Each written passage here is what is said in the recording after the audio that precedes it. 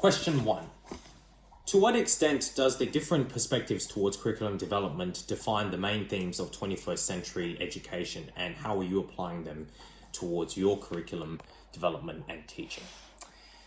So there are many different perspectives towards curriculum development, especially in the 21st century where it is a very diverse and also volatile environment.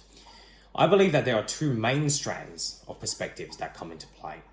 One is a more progressive one, and another is more traditional liberal approach towards curriculum development.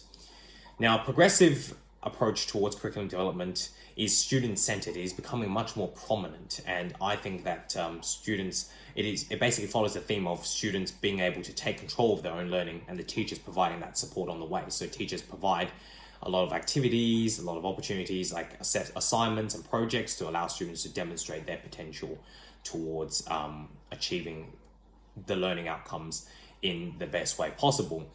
And as a result, that is a much more informal and unplanned approach because it is very volatile and can change based on students' capabilities and engagement.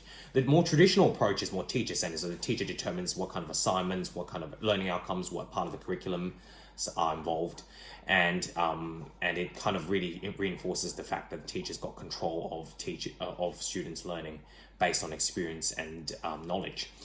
It really reflects that the current themes in 21st century education is the fact that it is at an interchanging crossroads where the traditional model is slowly being phased out for the newer model, but there are still remnants of tradition remaining due to the fact that teachers are still in charge of organizing the curriculum. It's just that it's becoming much more integrated towards students' preferences.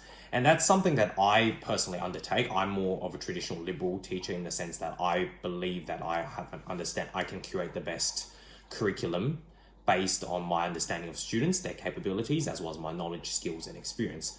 But I also tend to incorporate activities and assignments which allow students to demonstrate their potential in the best way possible. So, for example, if a student likes to do a presentation, I often accommodate that, or if they like to write essays, I usually provide an alternative option in my subjects that I teach.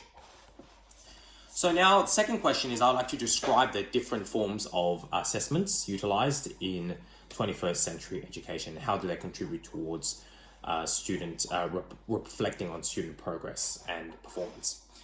So there are three main forms: diagnostic, formative, and summative. They're very different forms and undertaken at different stages of a curriculum.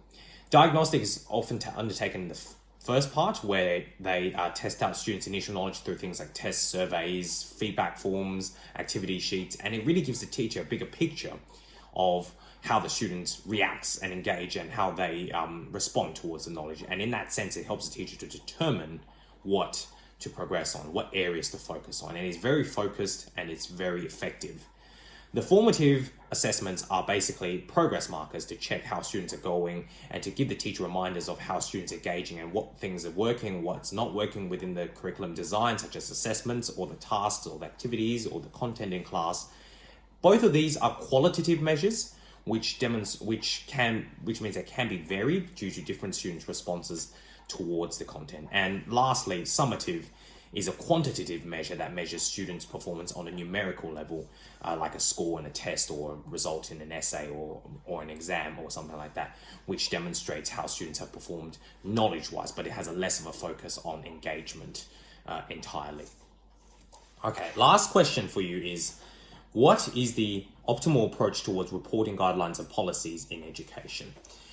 Well, I'm a big supporter and I'm a big believer of uniform guidelines, such as the use of NAPLAN and also the CARA reporting guidelines and uniform standardized testing, because it provides accountability and it also provides an accurate picture of a broader scale of engagement and also accounts for most of students' needs.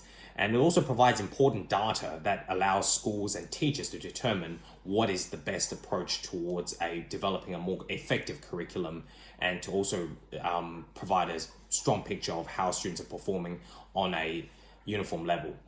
However, I also believe that each individual students and their parents and other people involved should also be included to determine if special needs and other important capabilities should be considered in the measuring and reporting of guidelines.